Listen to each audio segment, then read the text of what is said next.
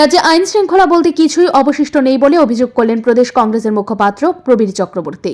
প্রদেশ কংগ্রেস ভবনে আয়োজিত সাংবাদিক সম্মেলনে তিনি বলেন, বিজেপি শাসনে রাজ্যে অপরাধের মাত্রা বেড়েই চলেছে, মহিলাদের কোথাও নিরাপত্তা নেই। প্রবীর চক্রবর্তী স্বরাষ্ট্র দপ্তরের তথ্য তুলে ধরে জানান, মাত্র এক মাসে রাজ্যে ঘটে যাওয়া অপরাধের ঘটনা থেকেই বোঝা যায় যে রাজ্যের মানুষ কতটা নিরাপত্তাহীনতায় রয়েছেন। ডিসেম্বর মাসে খুনের ঘটনা ঘটেছে 5টি, আত্মহত্যা 9টি, অস্বাভাবিক মৃত্যু 22টি, চুরি ও ছিনতাই 26টি, অপহরণ 4টি এবং গার্হস্থ্য হিংসার ঘটনা 4টি।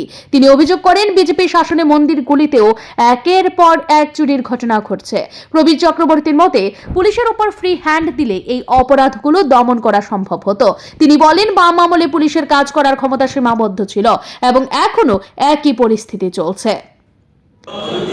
যে সপ্তাহে যে কদিন আগে 19.3% অপরাধ হ্রাসের কথা বলেছে, সেক্ষেত্রে শুধু ডিসেম্বর মাসে সরকার, রাজ্য সরকারের যে স্বরাষ্ট্র দপ্তর, সেই দপ্তরের তথ্য থেকে বেরিয়ে এসেছে খুন 5টি, আত্মহত্যা 9টি, অস্বাভাবিক মৃত্যু 22টি, চুরি ছিনতাই 26টি, অপহরণ 4টি, গার্হস্থ্য হিংসা 8টি।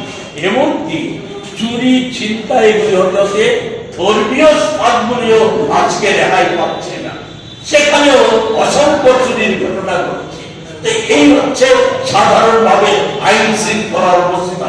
তো এই জায়গায় দাঁড়িয়ে আমরা যেটা বলতে চাই, যা বলার জন্য আজকে আপনাদেরকে আমরা ডেকে দিচ্ছি, যে রাজ্যে একটা যে অবস্থা চলছে, এই অবস্থা থেকে রাজ্যের মানুষকে মুক্ত করতে গেলে রাজ্যটাকে এই লুটেরা যারা প্রতারণা করেছে রাজ্যবাসীর প্রতি, যারা ঠকবাজি করেছে, এদেরকে আজ সরকারে রেখে রাজ্যের মানুষকে রক্ষা করা যাবে না।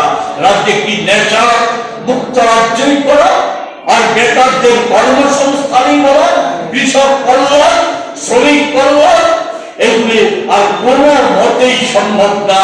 এগুলি আমাদের শিক্ষা ক্ষেত্রে রাজনীতিকরণ যদি দূরীকরণ করতে হয়, নেশা মুক্ত যদি রাজ্য করতে হয়, তাহলে প্রথমেই দরকার কি পুলিশকে ফ্রি হ্যান্ড।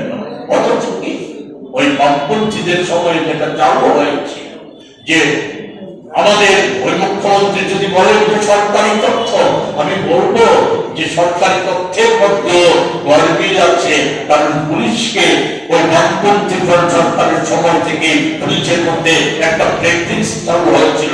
সরকারের সময় বলতে পুরো চতুর্থ প্রধানত চতুর্থ বামপন্থী সরকারের সময়কাল থেকে পুলিশ ইচ্ছাকৃতভাবে তাদের উপরের নির্দেশে থানা স্তরে সেখানে এফআইআর এন্ট্রি করতো না, এন্ট্রি করতো না।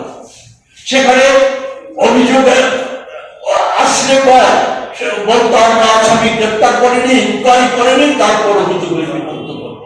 এই প্র্যাকটিস এখনো চালু আছে। নারী নির্যাতনের ঘটনাও এখন সেভাবে অভিযোগ লিপিবদ্ধ করা হয় না, সেখানে অপহরণের ঘটনা লিপিবদ্ধ করা হয় না। সাংবাদিক সম্মেলনে তিনি আরো বলেন, রাজ্যে সর্বত্র নেশাদ্রব্য বিক্রি হচ্ছে। অভিযোগ, নেশা কারবারিদের অধিকাংশই শাসক দলের নেতা বা কর্মী। তারা নেশাদ্রব্য বিক্রি করে নিজেদের সংসার চালাচ্ছে এবং আমোদ প্রমোদ দিন কাটাচ্ছে। পুলিশ তাদের গ্রেপ্তার করলেও শাসক দলের নেতাদের চাপে তাদের ছেড়ে দিতে বাধ্য হচ্ছে। এর ফলে রাজ্যের যুব সমাজ ধ্বংসের পথে এগিয়ে যাচ্ছে। প্রবীর চক্রবর্তী জানান, আগামী 23 জানুয়ারি সাবরুমে প্রদেশ মহিলা কংগ্রেসের রাজ্য ভিত্তিক কনভেনশন অনুষ্ঠিত হবে। এই কনভেনশনে মহিলা কংগ্রেস আন্দোলনের রূপরেখা তৈরি করবে। প্রদেশ কংগ্রেসের সাংবাদিক সম্মেলনে উপস্থিত ছিলেন প্রাক্তন কর্মচারী নেতা শান্তিরঞ্জন দেবনাথ। ব্যুরো রিপোর্ট, ঋদ্ধি নেটওয়ার্ক।